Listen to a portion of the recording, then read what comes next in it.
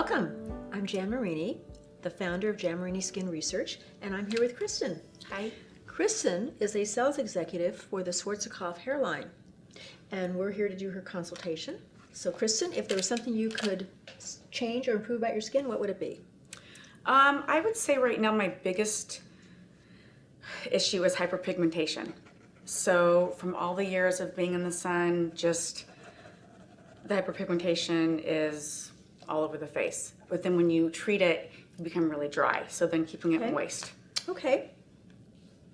Or hydrated. Anything else you'd like to change or improve? Fine lines. Turning 40, got a bunch of fine lines. So fine lines. I just noticed that it's just really hard to keep hydrated all the time. So staying hydrated, I know helps with the fine lines. So staying hydrated and moist. Yes. So, okay. Yeah. Anything else? I don't know, what do you think? That's a good question. You tell me, because you're the... Well, what we do, it's important that you identify the things that you really want to change or improve. You know, it's kind of like, and for those of you listening, it's kind of like if you went to a plastic surgeon, for example, and you walked in and the plastic surgeon said, well, hello, Susie, how are you today?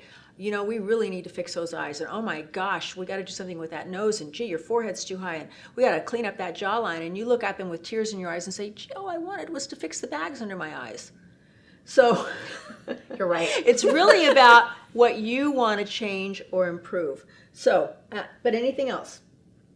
I think that's it so far. Okay. And what type of skin do you think you have? How would you categorize it? You mentioned you want more hydration. Do you categorize yourself as having dry skin? Mm-hmm. Okay. And do you feel it's dry all over? Yes. And even lips are always dry. Okay. And so you don't really have any type of a oily T-zone. Your nose doesn't get oily. No shine at all. No. Okay. Ever a smoker? No. But you were a sunbather? Yes. And would you say mainly as a teenager or pretty much throughout your life? Teenager. Okay. Now I don't go out of my house without a hat on, your sunscreen, glasses, the whole thing. Okay. And let's talk about what you use currently. So what do you wash with in the morning? In the morning I just use Cetaphil because it's non-abrasive. It doesn't dry out my skin. I use a vitamin C serum afterwards. And by the way, Cetaphil is not a bad cleanser. It's a very neutral cleanser. Lots of times when people have allergic reactions or they're extremely sensitive to everything, it's a cleanser that's recommended a lot by dermatologists because it's just very neutral. So it's not a bad cleanser. And so you use a vitamin C serum after that. Mm-hmm. And do you remember the brand? I think it's True Skin. Okay. It's kind of a gel. Yes. Okay. And then what do you do after that? Okay, this is totally crazy, but I then after that use Aquaphor. Okay. Because I feel like it seals in the moisture, and I suffer from eczema. Okay. So ever since I started using Aquaphor, and I know it's crazy because that's like Vaseline, I literally use it on the places where I would break out with eczema, and then I use your sunscreen. So just so you know, Aquaphor is essentially Vaseline. It's petroleum jelly, but it also has a tiny bit of salicylic acid in it.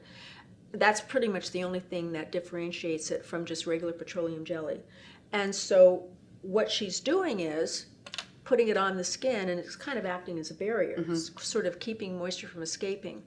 Now it's doing some things that aren't so good, right? But I understand why you're using it.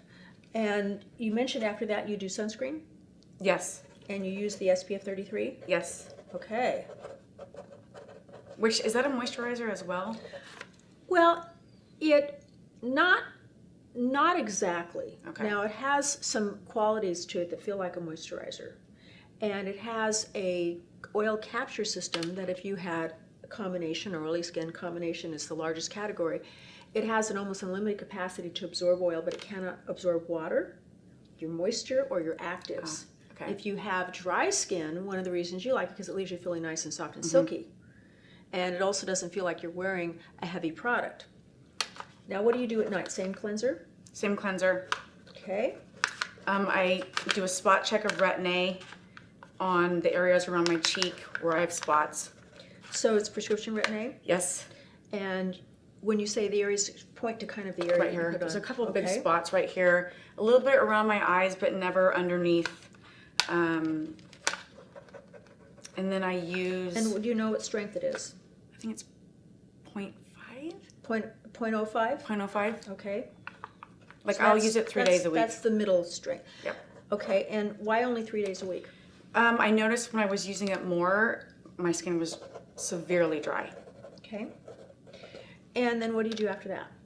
I use, I think it's PCA Daily, it's like their night cream. Okay. And so it's an actual cream consistency. Is there anything in there that comes to mind? Like, do they talk about peptides? Do they talk about...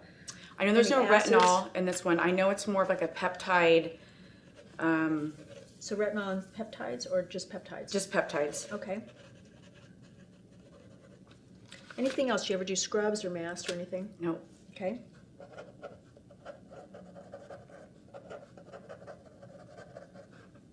Okay, so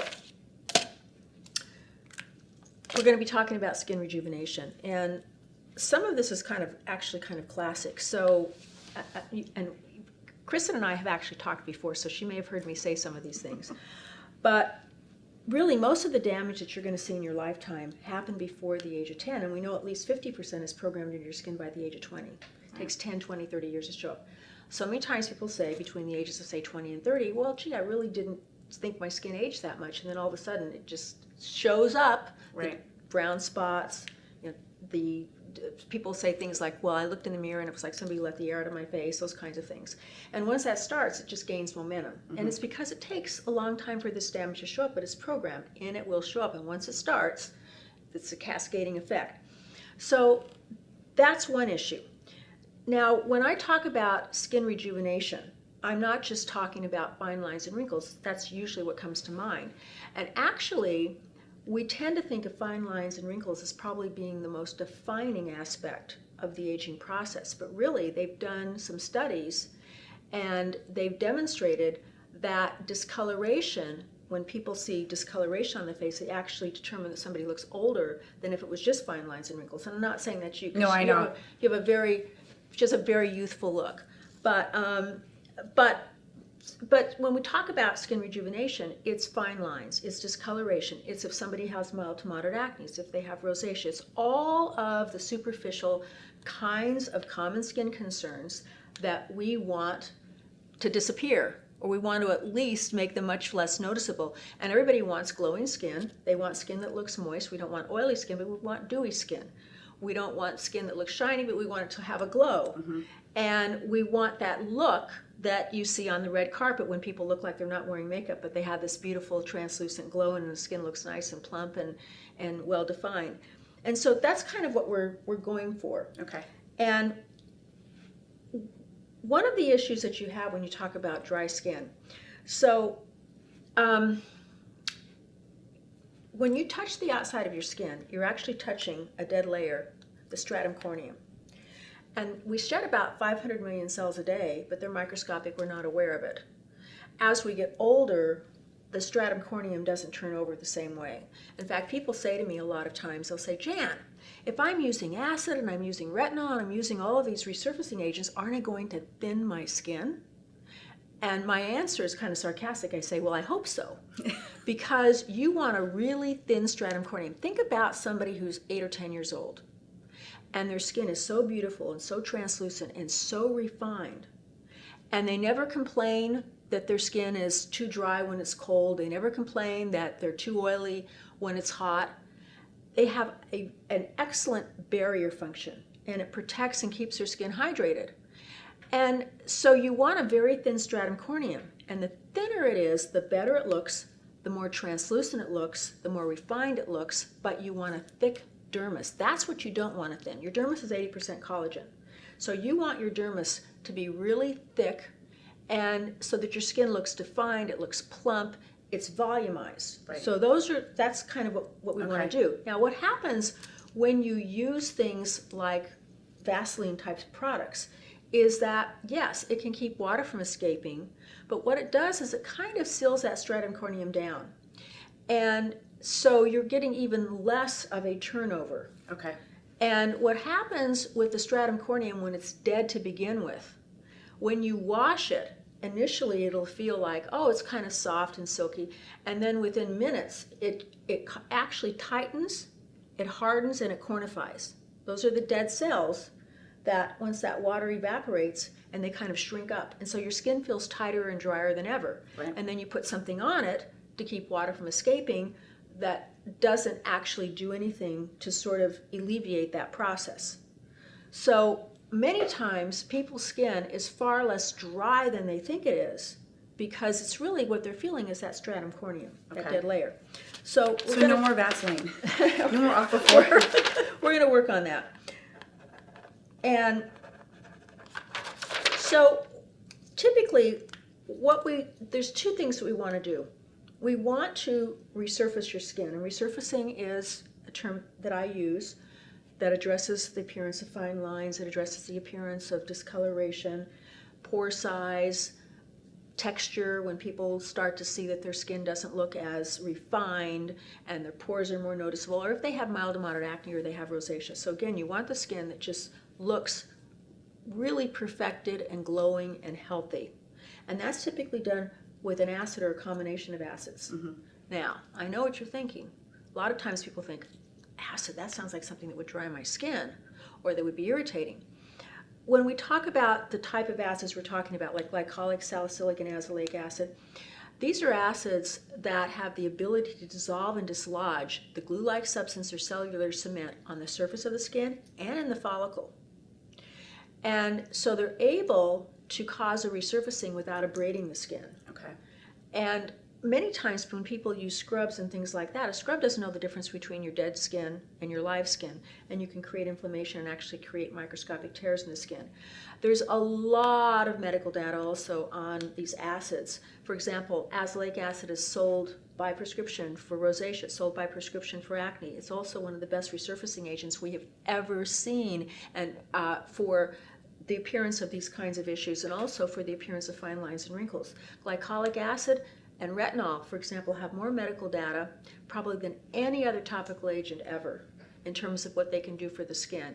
And it just goes on and on. So what we typically do is I put these three acids together, glycolic, salicylic, and azelaic acid, and we can make a huge difference in the appearance of some of the things that you've discussed. Now, the other thing, though, is the discoloration.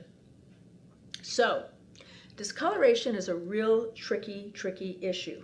And generally how we treat discoloration, and I don't know if you've done any products before in the past for discoloration. Have you done? I have, and I've also had, this is actually I've had many IPLs, and they work great. However, if you do go out in that sun without sunscreen one time, you can reverse and new ones will come up, which I noticed this one that's come up that I just cannot get rid of.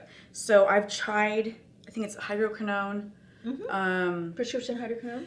And I saw a little bit of a difference, but I was just I wanted it right now. So I saw a little bit of a difference, but not, How long did you use the hydroquinone for? Probably for like 12 weeks. Okay. Generally, that's the soonest with hydroquinone that you're going to see a difference. Okay. Now, we actually have a medical study that's been published in a peer-reviewed medical journal, the Journal of Drugs and Dermatology, and it went head-to-head with 4% hydroquinone, the product that I'm going to talk about, for the appearance of pigmentation, and we won hands down. Really? Yes. Okay. But pigmentation is something that you can't say, oh, gee, I'm getting rid of my pigmentation, and so now I'll stop. You have to address it all the time, because what's programmed into your skin, you may not see today, but you may see it tomorrow. Right. And what you want to do is you want to suppress that pigmentation, and you want to suppress some of that programming. Okay. But also, you've got all of your skin is more compromised, it's more vulnerable, so when you go out in the sun now, it doesn't have the same ability to recover as it did when you were younger. Right. So you have that to contend with. Right. So generally what we work with when we are working with pigment, we work with tyrosinase inhibitors. Now, hydroquinone is a tyrosinase inhibitor. It's controversial because you can't get it in a lot of parts of the world. And one of the reasons is because it's known as a phenolic compound. A phenolic compound is paradoxical. And what I mean by that is that it can lighten, but it can also darken. One of the reasons why hydroquinone has been banned in many areas is because if you use it for very long periods of time in higher percentages, it can cause what's called blue-black pigment. Just like it sounds, it's permanent, it's blue-black. Really? So there are side effects. I don't have anything against hydroquinone, but it's not meant to be used indefinitely. And with pigment, you've got to do something all the time. You really have to do that. So there are other tyrosinase inhibitors that can be comparable, but what we've done with our formulation is it actually can go beyond this for the appearance of pigmentation. And so we work with lots of different tyrosinase inhibitors, but there's two elements that are generally missing, and these are real game changers. First of all, we all have a hormone in our skin, and we pretty much have the same amount regardless of the color of our skin. So you could be a redhead with freckles, all you ever do is burn and never tan. You have the same amount of this hormone as I do, or somebody who has got very dark skin. Okay. And it determines genetically how we react. So why is it that somebody can go and sit in a hot car and literally they start to pigment? They go out in the sun for just a few minutes without a sunscreen, they pigment. Right. And then someone like me, I have other issues with my skin, but I'm not really prone to pigmentation on my face. Right. So that genetic component can make a huge difference. So we have to kind of look at that. And then the second thing is besides tyrosinase inhibitors, we've got something called turmeric. And I'm sure many of you have heard of turmeric. Anti-inflammatory? Well, it is an anti-inflammatory. People take it internally because it's gotten lots of good data on how it has effects, can possibly help with the aging process. But turmeric is a very powerful tyrosinase inhibitor. In India, for probably thousands of years, women would put turmeric on their face, and particularly before an event, even 3 or 4 days, they could actually get lightening and brightening, but their skin would be bright yellow the entire time. So a lot of companies have used turmeric root and turmeric extract, which are very weak components. And we actually have the actual chemical from turmeric that has that effect, and it's colorless. Oh, nice. Okay. So again, another game changer. Right. Now in addition, there's retinol in that product. And again, there's more data on retinoids, glycolic acid than virtually anything else topically, medically, on what it's able to do for skin rejuvenation. And that's something that what we're going to do is we're going to work with a formula that's actually going to give you a better result than what you're using. Okay. But you're going to have far less irritation. It's not going to be drying. So that's going to be helpful for you. In addition, we're going to also address an area which is probably as much as 50% of what we perceive as aging, and that is something called volume. So I've talked about this before, but when we look at what we call the youthful triangle, it would be a face that's actually, the ideal face is not really oval, it's heart-shaped. So your cheekbones would be at the highest point, and then it narrows down into a well-defined jawline. As we age, the cheek pads begin to move down. We get a nasolabial fold. Eventually what happens is that this becomes the widest part of the face, this becomes flatter, so you can literally turn the triangle upside down. And the female face becomes more masculinized in appearance. And that's why you talk about people that have been married for 40 or 50 years, and they say, oh, they start to look alike. It's because the female starts to look more masculinized. And loss of volume happens throughout the entire body. Primary factor in volume would be hyaluronic acid. But really when we talk about aging, it's what's known as connective tissue. The common denominator in aging between every species, you could be a bug, you could be a horse, a human being, and it's loss of connective tissue. So we're kind of all shrinking to death. But in particular, hyaluronic acid makes the biggest difference. And that's why hyaluronic acid injectables are so popular. Okay. Now, hyaluronic acid has also been in tons of cosmetics for years. I put it in virtually everything because it holds about 1 to 10,000 times its weight in water, but it's a big molecule, just sits on the surface. Well, another game changer. we've come up with something that's tiny little molecules that can actually get into the skin. So it actually plumps it from the inside out, or? It actually, the way that injectables work, so a lot of people think that if you inject hyaluronic acid into the skin, that's what's making the correction. It's not. It's only temporary. Hyaluronic acid provides a framework for collagen. Okay. So the collagen is what gives the correction the longevity. And also, where is it on the face? How much movement is there? Because it'll break down faster. And also, how cross-linked it is determines how long it lasts. So when you can get these tiny molecules into the skin, the idea is that they can also help to act as a framework. Okay. And it can make a huge difference in the appearance of just how plump, how volumized your skin look, and feeling like your skin really has moisture as opposed to just going, okay, it feels slick on the outside, or I don't feel the superficial dryness. Okay. Okay? Yes. Now, do you have any questions?